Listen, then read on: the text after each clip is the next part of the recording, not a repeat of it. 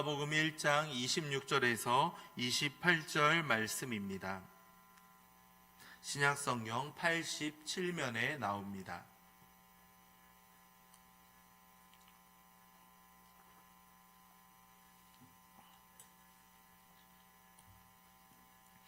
누가복음 1장 26절에서 38절 말씀 함께 교독하겠습니다. 여섯째 달에 천사 가브리엘이 하나님의 보내심을 받아 갈릴리 나사렛이란 동네에 가서 의세 자손 요셉이라 하는 사람과 약혼한 처녀에게 이르니 그 처녀의 이름은 마리아라. 그에게 들어가 이르되 은혜를 받은 자여 평안할지어다. 주께서 너와 함께 하시도다 하니 처녀가 그 말을 듣고 어찌한가 생각하매 천사가 이르되 마리아여 무서워하지 말라. 내가 하나님께 은혜를 입었느니라. 보라 내가 잉태하여 아들을 낳으리니 그 이름을 예수라 하라. 그가 큰 자가 되고 지극히 높으신 이의 아들이라 일컬어질 것이요 주 하나님께서 그 조상 다윗의 왕위를 그에게 주시리니 이 야곱의 집으로 것이며 그 나라가 무궁하리라. 마리아가 천사에게 말하되 나는 남자를 알지 못하니 어찌 이 일이 있으리이까. 내게 임하시고 지극히 높으신 이의 능력이 너를 덮으시리니 이러므로 나실 바 거룩한 이는 하나님의 아들이라 일컬어지리라. 보라 내 친족 엘리사벳도 늙어서 아들을 배었느니라. 본래 임신하지 못한다고 알려진 이가 이미 6달이 되었나니 하나님의 모든 말씀은 능하지 못하심이 없느니라. 마리아가 이르되 주의 여종이오니 말씀대로 내게 이루어지어다 하매 천사가 떠나가니라. 아멘. 하나님의 보내심을 받은 가브리엘 천사가 나사렛이란 동네를 방문합니다. 나사렛은 갈릴리에서도 가장 빈곤한 지역이었죠. 그곳에서 다윗의 자손 요셉과 약혼한 사이인 마리아를 만납니다. 천사가 다음과 같은 인사를 건넵니다. 28절이죠. 그에게 들어가 이르되 은혜를 받은 자여 평안할지어다. 주께서 너와 함께 하시도다 하니 천사는 마리아를 향해 은혜를 받은 자다라고 말하고 있습니다. 그리고 평안을 빌어주며 주께서 너와 함께 하신다.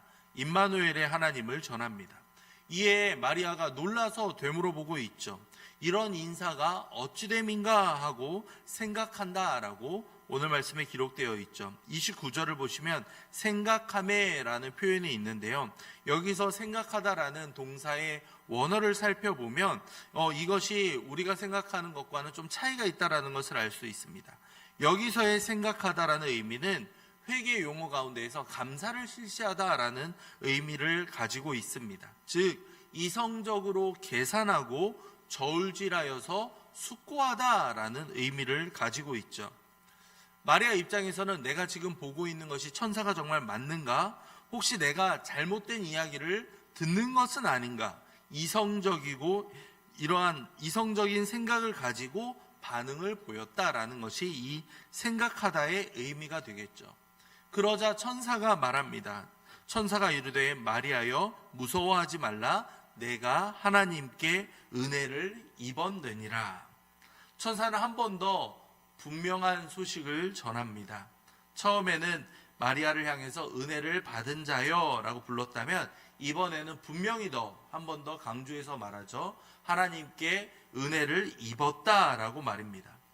그리고 나서 하나님의 그 은혜가 무엇인지 천사가 말해주고 있죠. 31절입니다. 함께 읽겠습니다. 31절입니다. 보라 내가 잉태하여 아들을 낳으리니 그 이름을 예수라 하라. 아멘. 우리는 모든 사건의 결말을 알고 있을 때에 그 과정에 대해서 깊이 생각하지 않을 때가 있습니다. 마리아 입장에서 조금 황당하겠구나. 그래도 예수 그리스도를 낳았으니 그래도 그러한 소식들을 감당할 수 있지 않았을까라고 말이죠.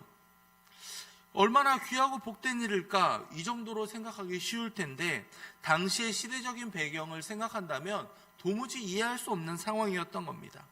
결혼을 하지 않은 처녀가 임신을 하였다라는 것은 당시에는 엄청난 불명예였습니다. 그 생명의 위협까지도 감수해야 하는 그러한 절박한 상황이었죠. 그렇기 때문에 처음에 요셉이 마리아의 임신 소식을 들었을 때 어떻게 반응합니까? 드러내지 않고 조용히 끊으려고 합니다. 관계를 끊으려고 했죠. 그것이 바로 이 마리아라는 여인을 지킬 수 있는 방법이었기 때문입니다. 그만큼 마리아의 입장에서 잉태하였다라는 소식은 주변의 따가운 시선에다가 생명의 위협까지도 감내하는 그러한 상황이었다라는 겁니다. 마리아는 지극히 당연한 반응을 보이죠. 34절입니다. 마리아가 천사에게 말하되 나는 남자를 알지 못하니 어찌 이 일이 있으리이까. 마리아는 천사에게 말합니다. 전혀 말이 안 되는 상황입니다. 불가능합니다. 라고 말이죠. 자신은 결혼을 하지 않았고 남자도 알지 못한다 라고 반응하죠. 그때 천사가 말합니다. 천사가 대답하여 이르되 성령이 내게 임하시고 지극히 높이신 이의 능력이 너를 덮으시리니 이러므로 나실 바 거룩한 이는 하나님의 아들이라 일컬어지리라. 성령이 임한다. 성령이 임한다라고 말합니다. 그리고 지극히 높으시니 하나님의 능력이 너를 덮는다라고도 덧붙여 이야기하죠. 거룩하니 하나님의 아들 예수께서 나신다라고 이야기하고 있습니다. 우리 주변에 만나는 불신자들 가운데 이러한 내용을 의심하고 받아들이지 않는 이들이 상당히 많이 있습니다. 성경에 등장하는 여러 가지 사건들을 들어서 이것이 어떻게 사실이냐, 그것을 내가 본 적도 없고 증명할 수도 없는 것 아니냐라고 이야기를 합니다. 특별히 오늘 말씀에서도 결혼하지 않은 여자에게 아이가 태어났다라는 것 자체를 따져 묻는 경우들도 종종 경험합니다. 과학적으로 증명할 수 없고 믿어지지도 않고 본 적도 없기 때문에 믿을 수 없다라는 논리를 펼치는 것이죠. 하지만 성도님들, 성령님의 역사하심은 인간의 생각과 지혜와 경험을 뛰어넘으십니다. 세상 사람들은 인정할 수 없는 놀라운 신비와 은혜를 담고 있는 경우들이 있다는 겁니다. 그렇게 우리는 이 성경 말씀을 믿고 마음으로 받아들이지는 그 상황들 자체에 먼저 우리는 감사하며 이것이 은혜이다라는 것을 우리는 깨달아야만 합니다. 예수님께서는 사실 너무나도 평범한 가정에서 태어나서 자라가셨습니다. 마태복음 13장을 보면 예수님의 고향인 나사렛 회당에서 예수님이 사람들을 가르치는 장면이 있죠. 그 모습을 보면서 그 모여들었던 사람들의 반응이 이러합니다. 그들이 놀라 이르되 이 사람의 이 지혜와 이런 능력이 어디서 났느냐? 이는 목수의 아들이 아니냐? 그 어머니는 마리아, 그 형제들은 야고보, 요셉, 시몬, 유다라 하지 않느냐? 그 누이들은 다 우리와 함께 있지 아니하냐? 무슨 뜻이겠습니까? 나무를 지어서 집을 짓고 살아가는 그 목수와 목수의 가족들, 그 요셉의 어린 시절을 함께 보았던 그 사람들의 입에서 저런 지혜와 능력이 나타날 수 없다라고 부정하는 겁니다. 예수님의 권위를 인정하지 않고 그만큼 예수님이 평범한 가정에서 평범하게 자라났다라는 것을 주변 사람들도 동네 사람들도 다 알고 있었던 것이죠. 부모였던 마리아와 요셉도 마찬가지입니다. 요셉이 다윗의 자손이었다라는 사실을 제외한다면 그 역시도 너무나도 우리가 만날 수 있는 평범한 가정의 사람에 불과했습니다. 마리아 역시 그 목수의 아내일 뿐이었죠. 그런데 이들에게 놀랍게도 예수님이 탄생하십니다. 하나님의 은혜가 이와 같습니다. 현실에서는 실패하고 때로는 보잘것없어 정말 지극히 평범해 보이는 사람들일지 모릅니다. 하지만 하나님의 자녀라는 사실은 이 세상에 그 무엇과도 바꿀 수 없는 은혜이며 위안이 됩니다. 영광스러운 하나님의 자녀, 하나님의 백성이다라는 놀라운 신분이 우리에게 주어져 있기 때문입니다. 천사의 마지막 말을 보시기 바랍니다. 37절입니다. 함께 읽겠습니다. 대저 하나님의 모든 말씀은 능하지 못하심이 없느니라. 아멘. 이를 들은 마리아가 답하죠. 마리아가 이르되 주의 여종이오니 말씀대로 내게 이루어지이다 하매 천사가 떠나가니라. 마리아는 말씀대로 내게 이루어지기를 원합니다 라고 신앙의 고백을 하고 있습니다.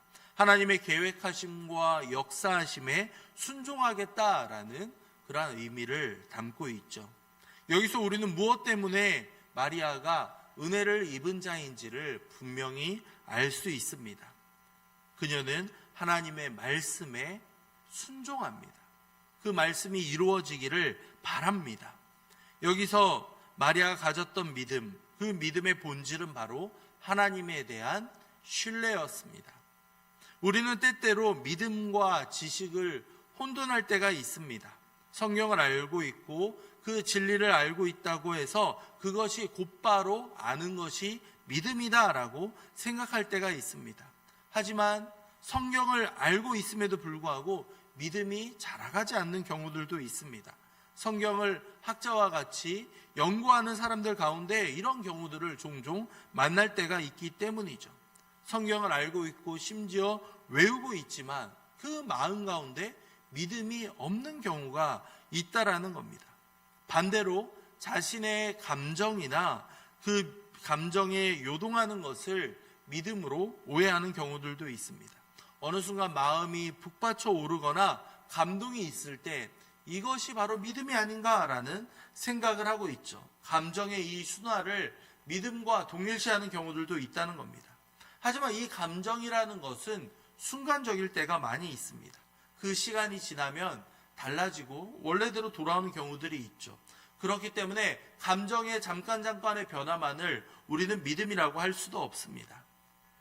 그렇기 때문에 이 의지도 또한 믿음과 혼돈할 수도 있죠. 나의 의지, 나의 노력을 가지고 이것을 믿음으로 오해할 수도 있습니다. 내 의지가 강할 때는 믿음이 있고 내 의지가 약할 때에는 믿음이 없다라고 생각하는 경우들도 있죠.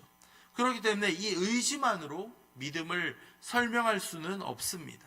종교적인 의식도 마찬가지겠죠. 무언가 내가 예배에 참여하고 있고 봉사를 열심히 하고 있으며 내게 맡겨진 것을 다 한다. 이것만으로는 믿음이라고 말할 수 없다라는 겁니다. 그렇다면 진짜 믿음은 무엇이겠습니까? 그것은 바로 마리아 모습을 통해서 알 수 있는 하나님에 대한 전적인 신뢰만을 우리는 믿음이라 이렇게 표현하게 됩니다.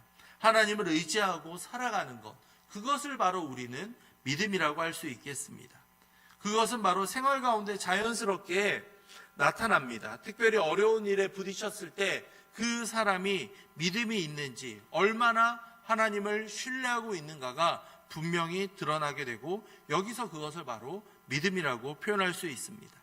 믿음은 하나님께서 우리의 마음 문을 열어주시고 우리가 가졌던 편견을 깨트릴 때에 이 믿음이 자라갈 수 있습니다. 하나님이 우리를 선택하시고 우리에게 먼저 다가와 주셨으며 우리를 만져주실 때 우리에게 이 믿음이라는 선물이 주어집니다.